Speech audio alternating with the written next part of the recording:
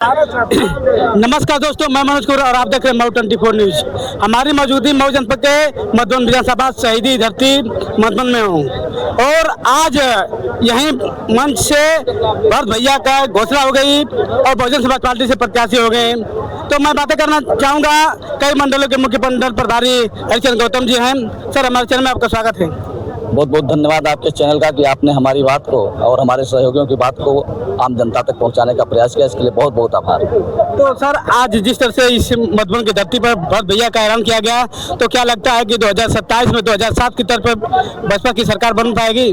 निश्चित रूप से आज बहुजन समाज पार्टी की राष्ट्रीय अध्यक्ष, हम सबकी नेता माननीय बहन जी के निर्देश पर मधुबन विधानसभा से भरत भैया का आने वाले 2027 के चुनाव में प्रत्याशी के रूप में जो घोषणा हुई है, पूरा भरोसा है जो आज आम जनमानस, खास करके मधुबन विधानसभा के कोने कोने से लोग और सर्व समाज के लोग आकर के जो अपनी उपस्थिति दर्ज कराए हैं, इससे पूर्ण रूप से एक विश्वास हो गया है कि मधुबन की सीट को हम लोग जीतने जा रहे हैं। और पूरे प्रदेश में इस तरह की लहर है, पूरा पश्चिम से लेकर पूर्वांचल तक। आने वाले 2027 में मैं दावे के साथ कह सकता हूं कि बहुजन समाज पार्टी की मुखिया माननीय बहन कुमारी मायावती जी 5वीं बार उत्तर प्रदेश का मुख्यमंत्री बनने जा रहे हैं और मधुबन की सीट को तो हम 100% जीतने का काम करेंगे। यहाँ से 4 विधानसभा हैं, कितने विधानसभा की सीटों को बसपा जीत जज करेगी? निश्चित रूप से हम चारों की चारों जीतने का काम करेंगे।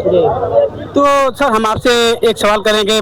रसड़ा विधानसभा के विधायक रहे माननीय उमाशंकर सिंह जी नहीं रहे और उनको भावुक होकर के बहुजन समाज पार्टी की मुखिया बहन जी ने कहा कि हम अपने एक भाई को खोया है। तो किस तरह से पार्टी कितना क्षति पहुंची है उमाशंकर सिंह के जाने के बाद? क्योंकि निश्चित रूप से आप सभी लोग चैनल के साथी हो, हम सबकी नेता की बातों को आप लोग आम जनता तक पहुंचाने का काम करते हैं।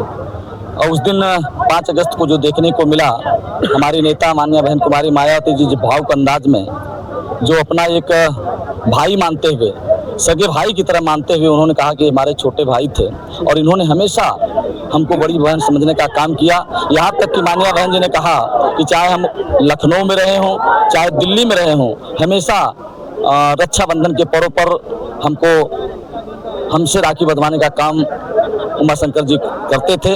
और यह भी बात कहा कि भाई तो बहुत हुए, लेकिन शेड्यूल कास्ट के लोगों को छोड़ करके सभी हमारे भाई हमारा साथ छोड़ करके चले गए।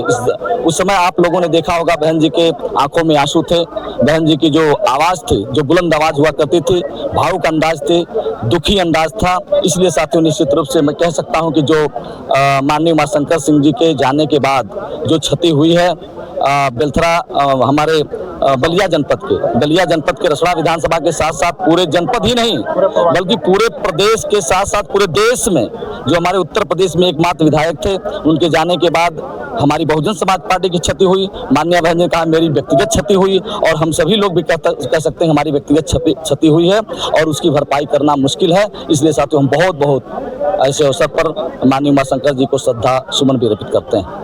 तो सर, आखिर क्या वजह बने कि उमाशंकर सिंह जी के प्रति इतनी भावुक हो देखकर बहन जी?